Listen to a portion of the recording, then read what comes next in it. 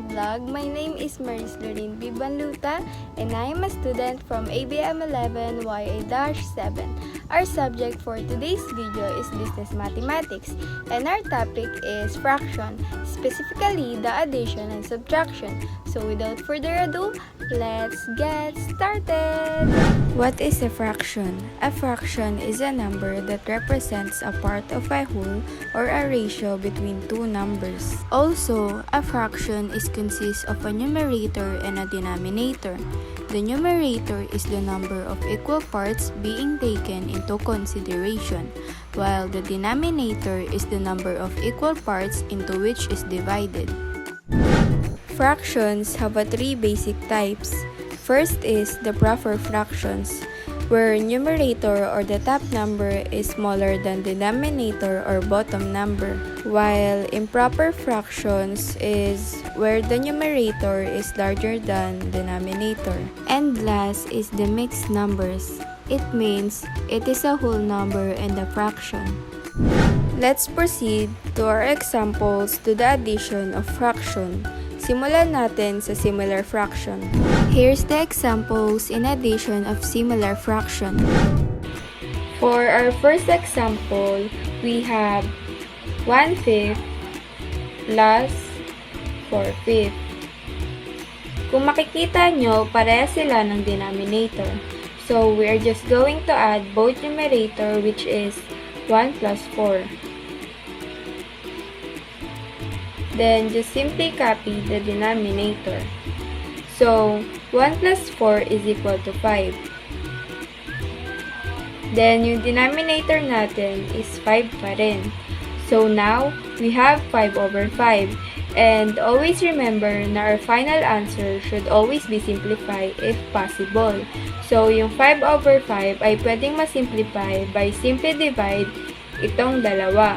So, 5 divided by 5 is equal to 1. And that will be our final answer.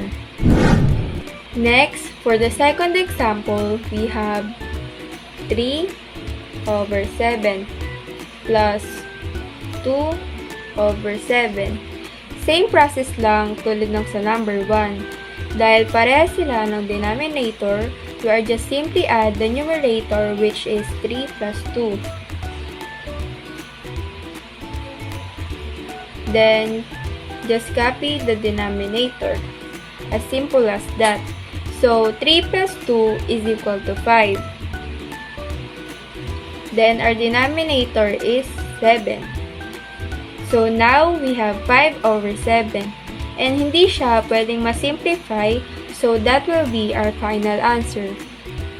Last example, for the addition of similar fraction, we have 5 over 9 plus 1 over 9. Same process ulit. Add the numerator, which is 5 plus 1. And then, copy the denominator. So, 5 plus 1 is equal to 6.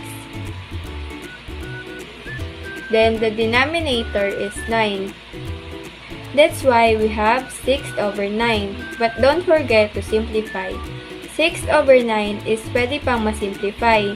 So, our final answer is 2/3. And now, here's the examples in addition of the similar fraction. For our first example, we have 1/2 plus 3/5. As you can see, hindi sila parehas ng denominator. It means dissimilar fraction siya. So, para makuha natin ang tamang sagot, first, we are going to find the least common multiple or LCM of 2 and 5. And that is 10. Kaya magiging denominator natin ay 10 dapat.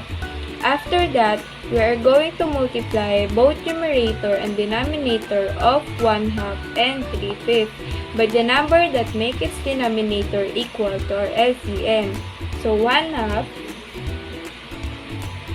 are multiply to 5 over 5.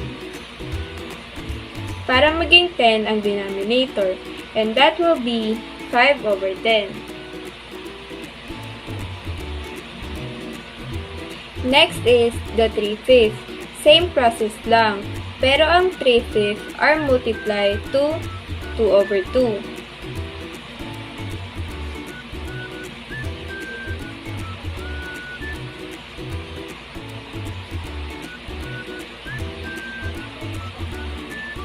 And we have 6/10.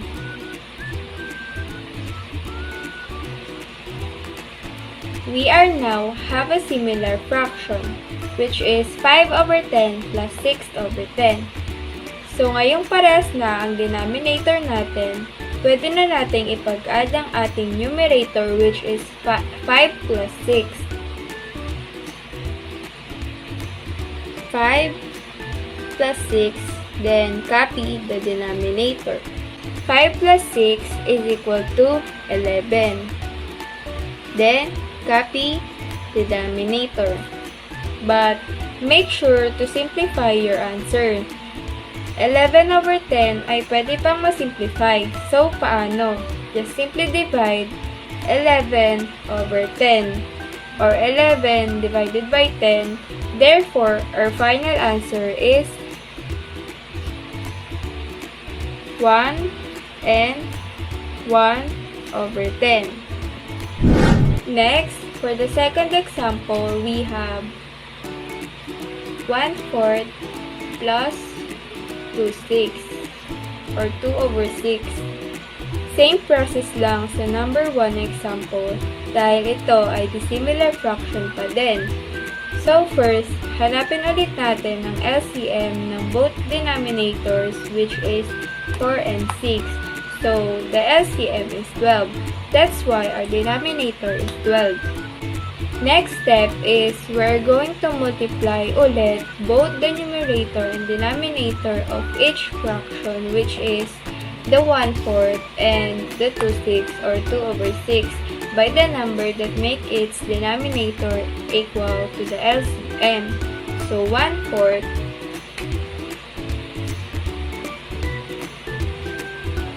times 3/3 is equal to 3/12. And 2/6 times 2/2 is equal to 4/12. Now we have 3/12 plus 4/12. The two fractions now have like denominators. So we can simply add the numerators. 3 plus 4. 3 plus 4, then copy the denominator. And that will be 7/12. This fraction cannot be simplified, therefore, 1/4 plus 2/6 is equal to 7/12. As example, for the addition of dissimilar fraction, we have 4/7 plus 5/8. The fractions have unlike denominators. So, let's find first the LCM of our denominator 7 and 8, and that is 56. 56 now is our denominator. Next naman is we're going to multiply again both numerator and denominator of each fraction by the number that make its denominator equal to our LCM, which is 56. So, 4/7 times 8/8 is equal to 32/56. Then 5/8 times 7/7 is equal to 35/56. Now we have the same denominator, 32/56 plus 35/56. So let's just add our numerator, 32 plus 35. Then just simply copy our denominator, which is 56. And 32 plus 35 is equal to 67. Then copy the denominator. But always remember, don't forget to simplify your answer. Dahil ang 67 over 56 ay pwede pang masimplify by simply divide 67 and 56. 67 divided by 56 is equal to 1 and 11 over 56. Therefore, 4 over 7 plus 5 over 8 is equal to 1 and 11 over 56.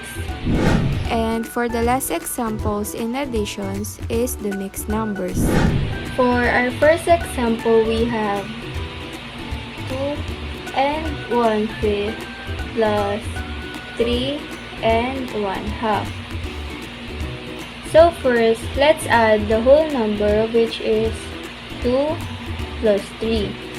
2 plus 3 is equal to 5. Then next, let's add naman both fraction, which is 1/5 plus 1/2. As you can see, magkaiba sila ng denominator. So we are going to find the LCM of 5 and 2, and that is 10. So 1/5 ay magiging 5 over 10, while 1/2 is magiging 2 over 10. So, 5 over 10 plus 2 over 10 is equal to 7 over 10. Last is, we're going to combine our whole number and our fraction, which is 7 over 10. Therefore, 5 plus 7 over 10 is equal to 5 and 7 over 10. And that is our final answer. Next example is we have 5 and 3/4 plus 8 and 2/6. What we're going to do is to add first the whole number, which is 5 plus 8. 5 plus 8 is equal to 13. Then, proceed naman tayo sa fraction, which is 3/4 plus 2/6. Hindi sila same ng denominator, so hanapin muna natin ang LCM ng 4 and 6, and that is 12. Ngayong nahanap na natin ang LCM ng both denominator, we are going to multiply both numerator and denominator of each fraction by the number that make its denominator equal to our LCM.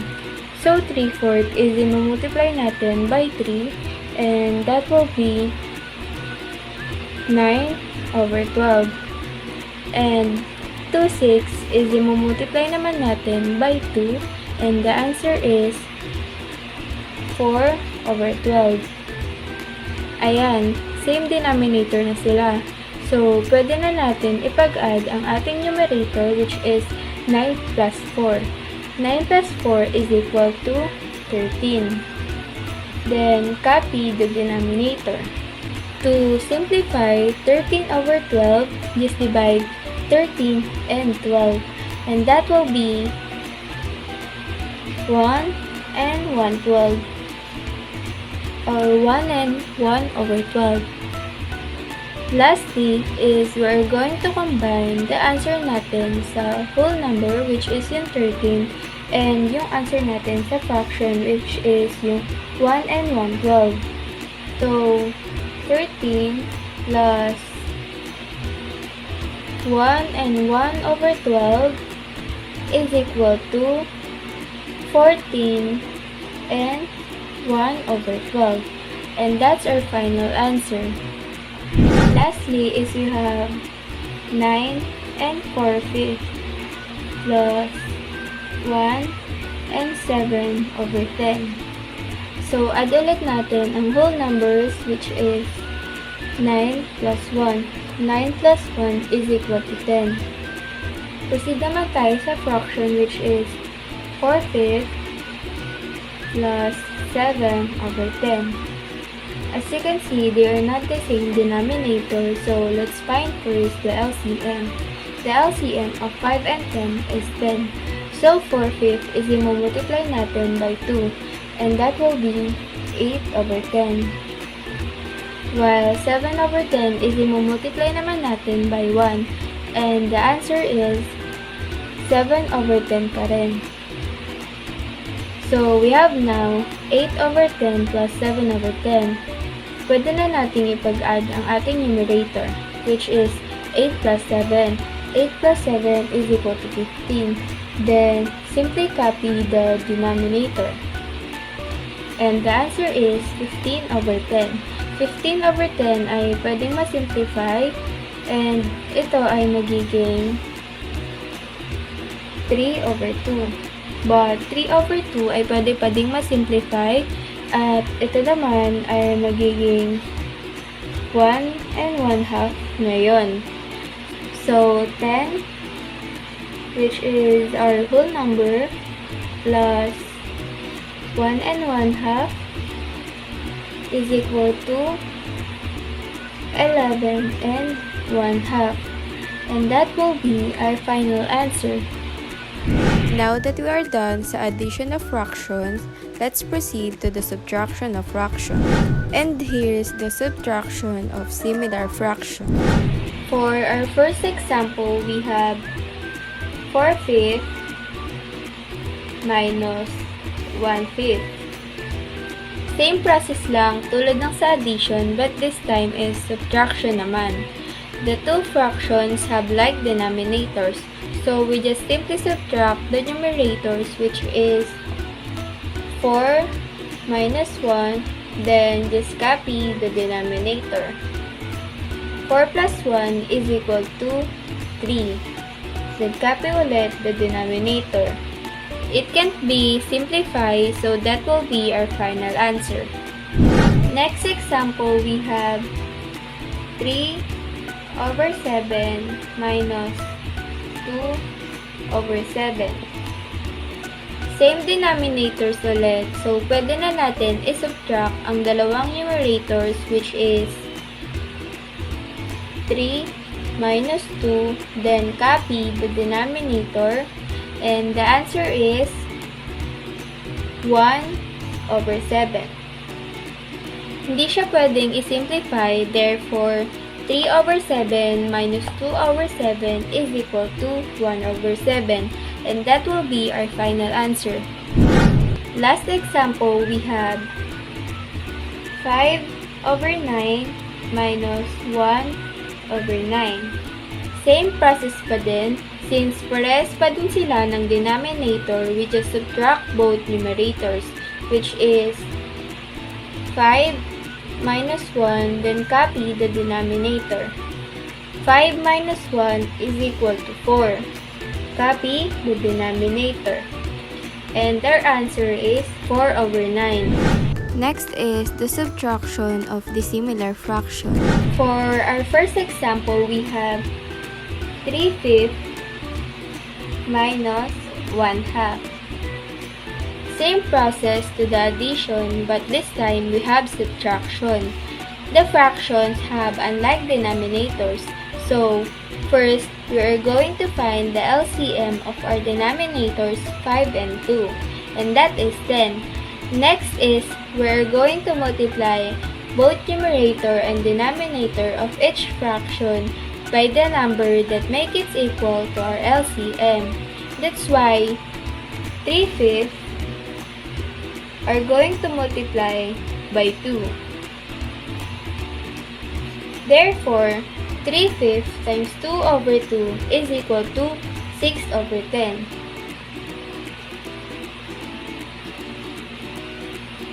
And 1/2 are going to multiply by 5.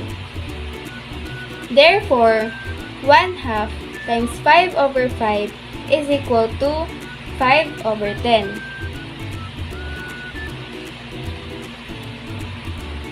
We have now the same denominator, 6 over 10 minus 5 over 10.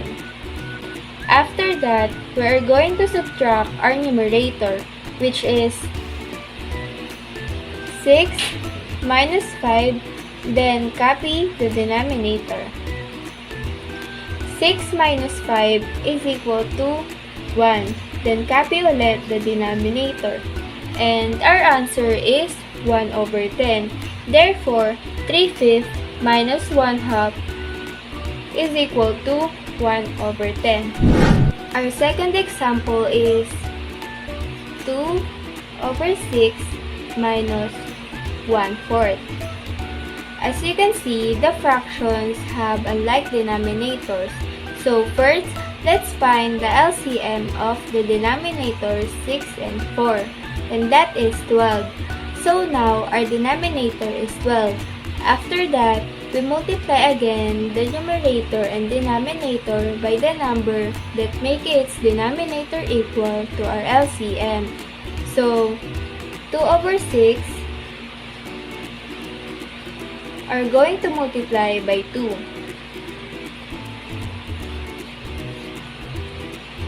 And 1/4 are going to multiply by 3.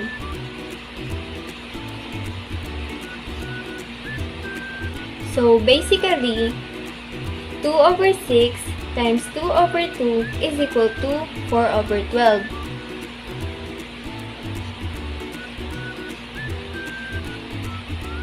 And 1/4 times 3 over 3 is equal to 3 over 12. The two fractions now have like denominators, so we can subtract the numerators. 4 minus 3, then copy the denominator. 4 minus 3 is equal to 1. Copy ulit the denominator. That will be our final answer is 1 over 12. Last example is 5 over 8 minus 4 over 7. Dissimilar fraction. So let's find first the LCM of our denominator 8 and 7, and that is 56. So now our denominator is 56. Next, we multiply the numerator and denominator of each fraction by the number that make its denominator equal to our LCM. Therefore, 5 over 8 are multiplied by 7. And 4 over 7 are multiplied by 8. Therefore, 5 over 8 times 7 over 7 is equal to 35 over 56.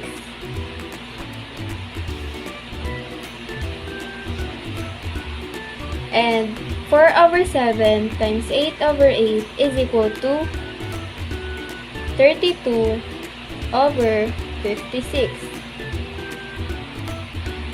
The two fractions now have the same denominators. So, pwede na nating ipag-subtract ang ating numerator. 35 minus 32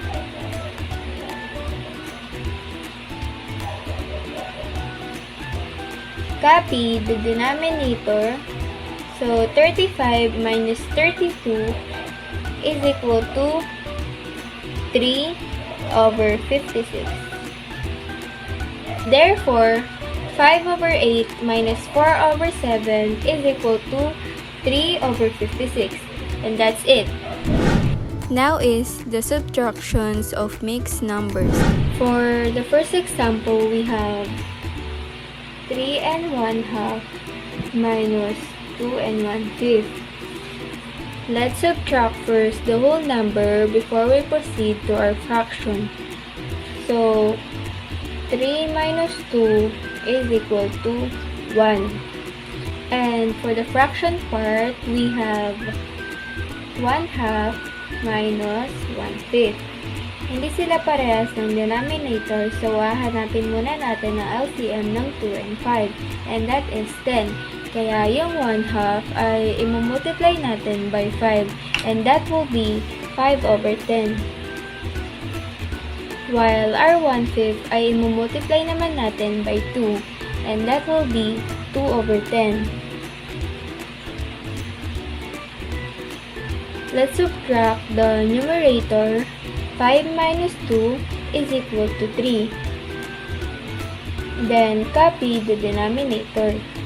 And lastly, ipag-add or ipag-combine na natin ang whole number at ang ating fraction. So, 1, which is yung whole number natin. Then, our fraction, which is 3/10. And that will be 1 and 3/10. And that's our final answer.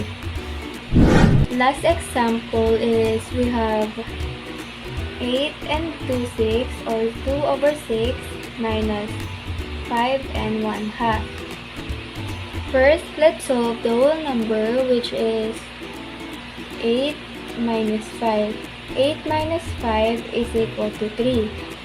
Then, proceed naman tayo sa fraction parts, which is 2/6 minus 1/2.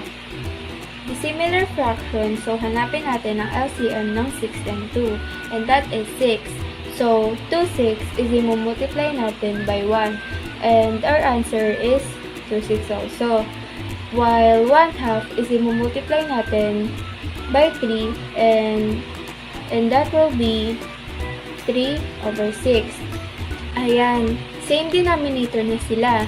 So, pwede na natin ipag-subtract yung numerator natin, which is yung 2 minus 3. So, 2 minus 3 is equal to -1. Then, copy the denominator. Then, combine the whole number and fraction. So, 3 minus 1/6. Minus siya dahil -1/6 yung nakuha natin kanina sa fraction. And that will be 2 and 5/6. And that will be our final answer. Ngayong tapos na tayo sa ating discussion, I will give a short activity sa inyo para malaman ko kung may natutunan ba kayo for today's lesson. I have 2 sets of activities here, but first, let's try the addition of fraction. First, we have 4/10 plus 2/10. The two fractions have the same denominators, so we can add the numerators. So, 4 plus 2, then copy the denominator. 4 plus 2 is equal to 6. Copy ulit the denominator. 6/10 ay pwede pang ma-simplify, so we are going to do is to divide both numerator and denominator by the GCF of 6 and 10, and that is 2. So, 6 divided by 2 over 10 divided by 2. Therefore, 6 divided by 2 is equal to 3. Then, 10 divided by 2 is equal to 5. Therefore, 4/10 plus 2/2 is equal to 3/5. Next is, we have 3/7 plus 1/8 or 1/8. The fractions have unlike denominators. So first, we're going to find the LCM of 7 and 8, and that is 56.